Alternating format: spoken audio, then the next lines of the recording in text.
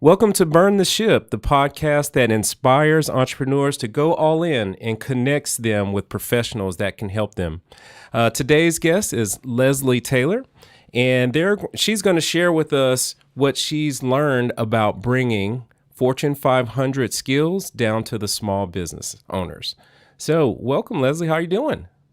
I'm doing well. I'm doing well. Thank you, Roger. Thank you for having me. Hey, you're more than welcome. We're so happy to have you with us to share with these entrepreneurs on how you have been growing in business, and they can learn from your story and continue to push forward and get educated, and you can get them motivated or help them solve a problem. So to get into it, if you can, just share with us about your story and where you've been in business. Sure. So I am originally from St. Louis, currently living in the Atlanta area with my family. And I actually started as an engineer and a scientist. So I spent several years as a corporate chemical engineer and a scientist, um, actually as a product developer. So bringing new products and technologies to market. I really loved what I did. I love the idea of creating things and putting things on the shelf that others could use and find value in or just make them happy. I really enjoyed that. But I've always wanted to own my own business. And Okay. so one of the things that I did in those jobs was, or rather, I guess I'll call it my superpowers, had to do with a love of numbers, a love of data. And so a lot of what I did had to do with using the power of data to improve how we did business, to improve how we launched products, to improve how we made decisions. And so that's what I spent a lot of my time on, in those jobs. And another area that I really enjoyed, and I'll this will tie in later, was just an ability to take numbers and explain them in a way that anybody can understand. Okay. So a lot of people have a lot of anxiety around numbers. And so I got a lot of practice doing that, as you can imagine, when I would come home and try to explain to my family and friends what I did for a living, as a chemical engineer, even as a food scientist. I had to explain it in a way that they would understand. And that doesn't mean dumbing it down. It just means explaining it in words that made sense to somebody that's not necessarily a scientist or engineer or whatever. Yeah. So that really is my background. Ultimately, what caused me to make the change and decide to start my own business, though, as I mentioned, I'd always wanted to own my own business, but I got really comfortable because I was making good money, and so I enjoyed what I did. I'm making good money, but I got to a point where I wanted more in terms of my flexibility, time wise, more control over my growth, my personal growth, and also more control over my income potential. That was another big part of it. So, I am, this business, I am serious about, growing it and growing it profitably. I'm not just looking for, a side hustle, for a little extra change on the side.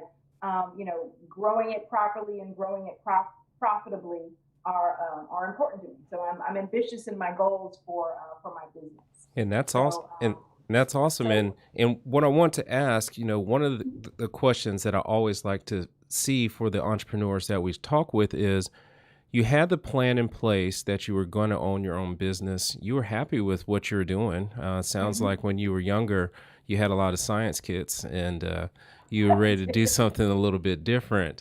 But at one point, it had to be where you said, okay, this is it. I'm going to stop doing this and I'm going to move on. What was that? What did that look like?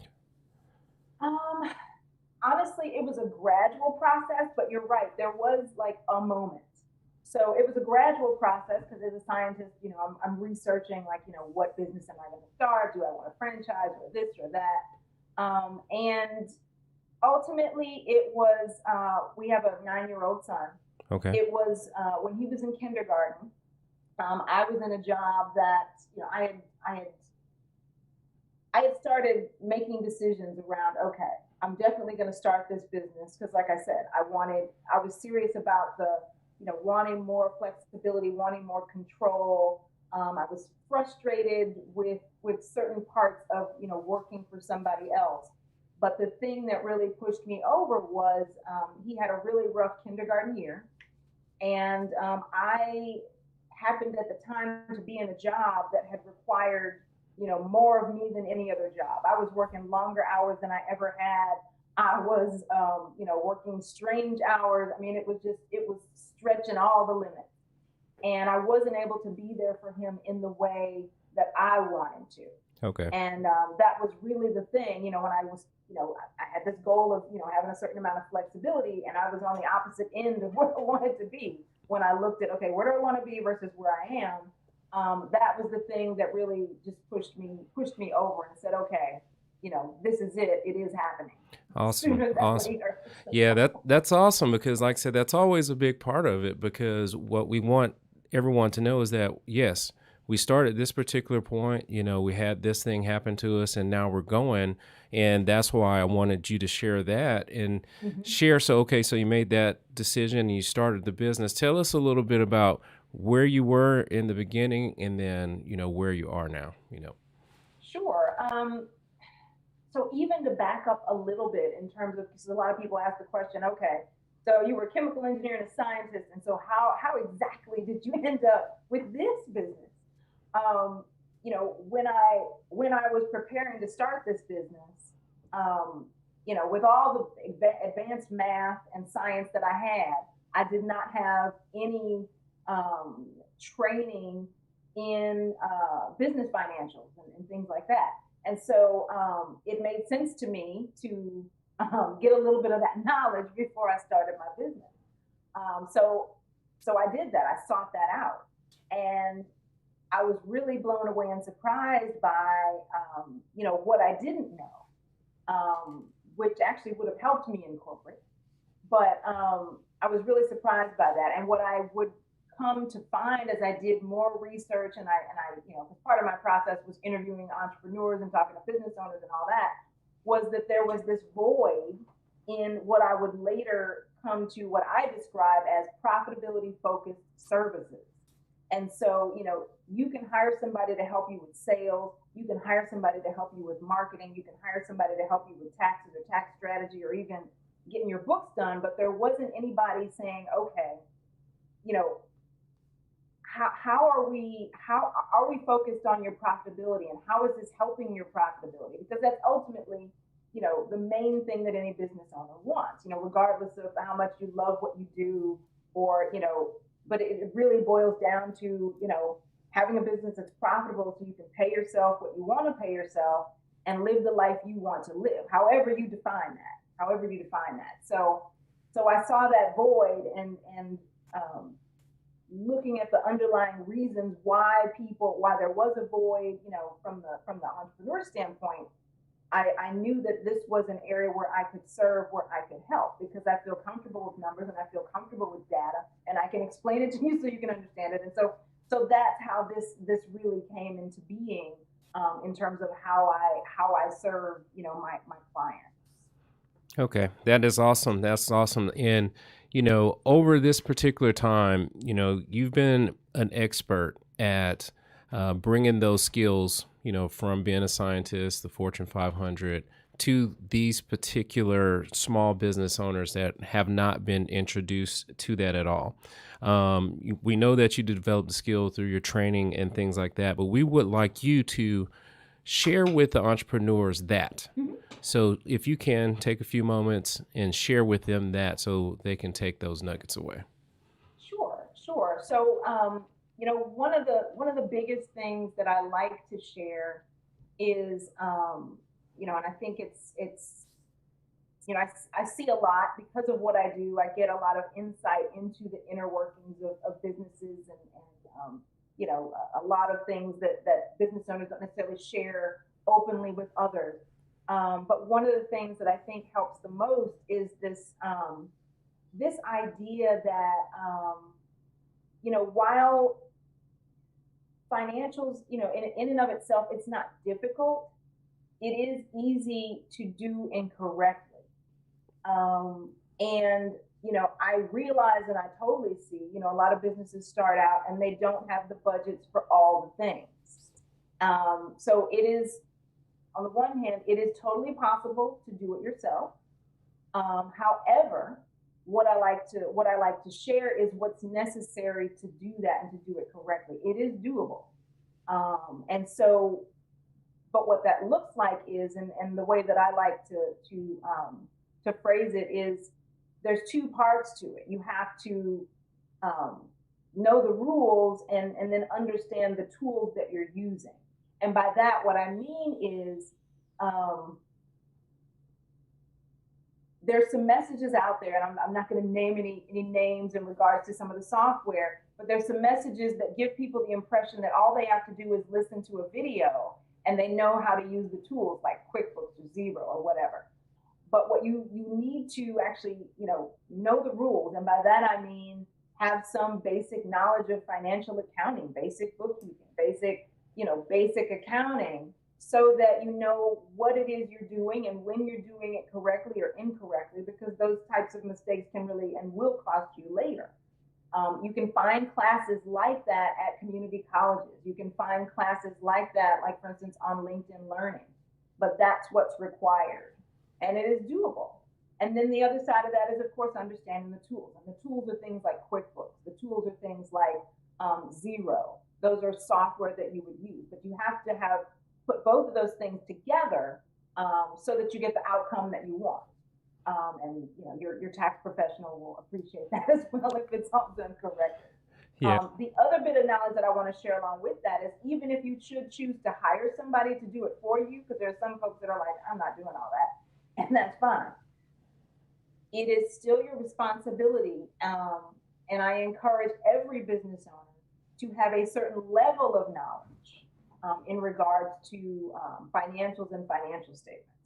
And so now I'm going to actually plug my I think it's $20, the SCORE. So I do a SCORE webinar twice a year where I talk about financial statements for entrepreneurs. And the next one's actually coming up on October 22nd. But you can find these in a number of places, and I can share that link with you as well. But you can find these types of things in a number of places that are targeted specifically for entrepreneurs. What I teach, it's not like accounting one-on-one.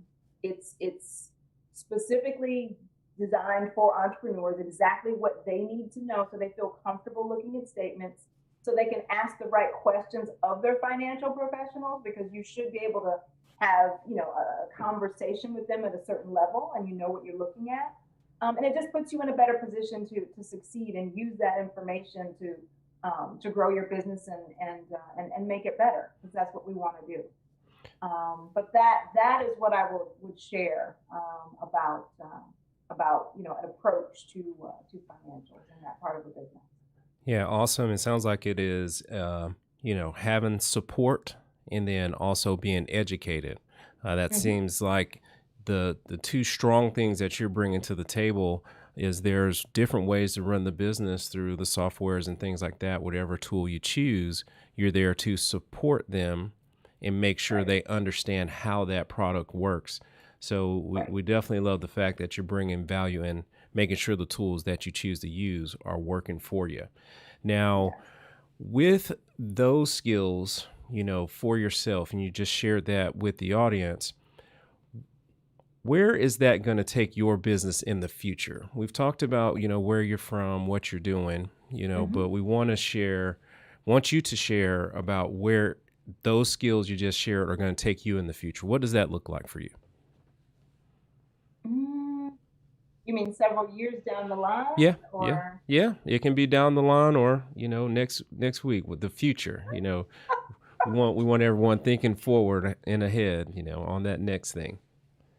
Yeah. So for my business, that looks like continuing to serve small business owners by helping them use the strategies that my clients and I come up with, the resources to build their businesses. So being able to serve more That looks like, serving more through those one-on-one services that I have. Mm-hmm. That looks like serving through courses that I offer as well. I'm in the process of finalizing a course that I'm launching. It'll be first quarter of next year. So serving in that regards, and supporting entrepreneurs in that way, because there are some barriers to some of the things that I talked about earlier. What I find, especially among certain groups of business owners, is just an uncomfortableness with financials in general, with money, with numbers in general. And so I'm developing some courses to kind of help with that, and help them kind of develop those skills and feel more comfortable.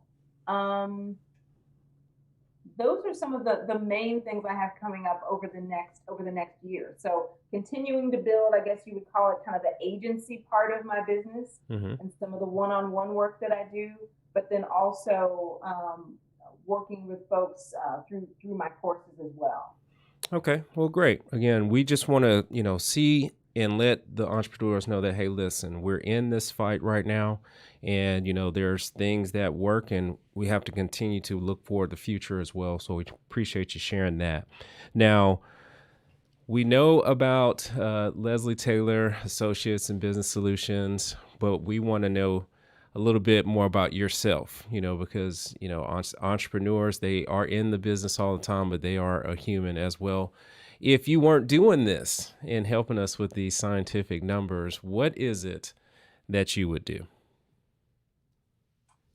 Oh my! If I wasn't doing this, what would I be doing? Um, I it would still be about building. It would still be about building a business. Um, yeah, it would still be about building a business, Okay. Okay. and serving in some capacity. Um, yeah, yeah. Like I mentioned, the service aspect is just surrounding you. You want to, even if you could do anything, like say for instance, if I would ask myself, maybe I would move to a country where it's a whole bunch of sunshine and water and beach, and I would have some sort of annuity that would continue to grow forever, and I could just sit there on the beach as long as I wanted. Something like that is what I was thinking. But Hmm. see, look, you're so ingrained in service. I was no. Now that's not to say that I wouldn't have certain investments and real estate and other things. Mm-hmm. Mm-hmm. Yes, but I would still have there. You know, and this it kind of gets off topic, but it really is still on topic. I most of my life, um, I have this idea of retirement that really isn't retirement, because I have a theory that once people really retire and they stop having a purpose every day, that is when you know um, you get closer to the grave, really, Mm-hmm. right? Mm-hmm. So I think Mm-hmm. you need to exercise your mind. You need to have a sense of purpose. You need to be active. And so, even, as I envisioned having a business, as far back as high school, it was, I'm always going to do something. There'll always be something that gives me purpose and keeps me active and keeps my mind going and keeps me, interacting with people, whatever that looks like. So. Yeah. Hey, listen, I understand it. I talk to a bunch of people and they say they'll never stop. They'll grow one business, and then if it just continues to grow, or they sell it, they'll start another one. So they'll just continue Right. to work, and there's nothing wrong with having that drive. Now, I know I've asked a bunch of questions, but I got a couple more questions for you. And the first question is, how do we find you? How can we get in contact with you and things like that? Sure. So first is my website, and that's ltaylораssociates.com. L is in Leslie, Taylor, Taylor, Associates with an S.com. So there is where you can find me. As well, there'll be links there to all my social media. On Instagram at the Leslie T. My Facebook page is also at the Leslie T. And I'm also on LinkedIn as well. But the website is, the main hub, and you can find all those other things from there, as well as, how to work with me as well. There's links there as well. All right. Thanks for sharing that. And then our last question for you is, tell us what Burn the Ship has done for you, and why our audience should too. Okay, ask me that again. I said, tell us what Burn the Ship has done for you, and why our audience should too. It's allowed me to share, well, you've allowed me to share, with my message and what I do and what I'm passionate about in terms of serving small businesses, with your audience, with a wider audience. And then the second part of that, I wasn't as clear on the question as much. It was like, the question is, tell us what Burn the Ship has done for you and why our audience should too. Why the audience should. Yeah, it's like what it has done for you and what should it do for the audience. Oh, okay. Hopefully this will help, someone who is, they could either be in business or considering starting a business. Just keep them from making, some of the mistakes and stumbling over some of the things that I see many of my new clients stumble over. That's what I hope. That's what I hope that will help with. Well, again, we truly appreciate you coming on today and sharing with us. We know that you're going to help out a bunch of people that are able to view this. And of course, if we can ever help you with anything else, please let us know. And we just appreciate you coming on today. All right. Thank you for having me. All right. Thanks.